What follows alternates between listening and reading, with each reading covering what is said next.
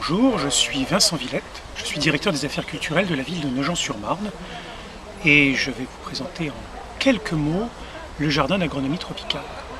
Le jardin d'agronomie tropicale, c'est 3 moments. Sa création à la fin du 19e siècle comme lieu au sein du bois de Vincennes où l'on va importer les produits agricoles des différents pays et colonies que domine la France à la fin du 19e siècle. On fait des essais, on va renvoyer, on a des ingénieurs que l'on forme sur site. C'est un lieu d'essai des marchandises tropicales du monde colonial français. Mais après cette période, succède une autre, parallèlement, le jardin d'agronomie tropicale accueille des expositions coloniales. 1905, 1907 et encore après, on va construire des pavillons qui sont emblématiques des pays d'origine,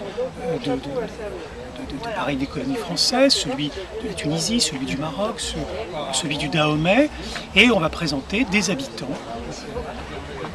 qui viennent des eaux humains, dit-on, voilà, à toutes ces époques. C'est une vitrine du colonialisme français et du monde colonial français.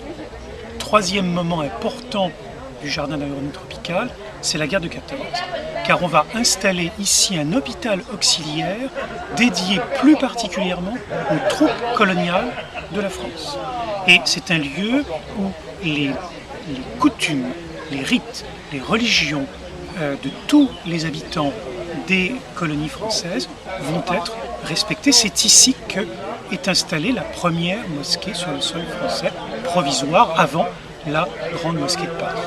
Alors ensuite, c'est un lieu qui va tomber un petit peu dans l'oubli. Les bâtiments qui s'y trouvent vont être abandonnés, certains vont être détériorés, brûlés, et il faut attendre finalement une dizaine d'années pour que la ville de Paris rouvre le jardin d'agronomie tropicale, qu'on protège un certain nombre de ces monuments et qu'on retrouve ce qui est un moment, un lieu vitrine de cette histoire coloniale compliquée et avec laquelle la France entretient une relation évidemment toujours très problématique. Alors vous avez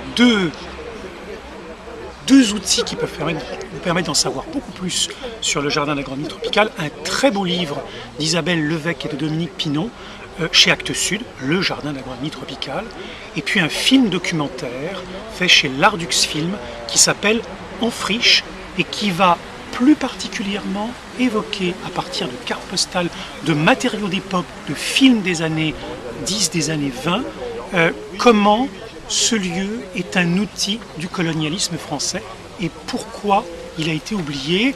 Très beau film documentaire, polémique et très beau.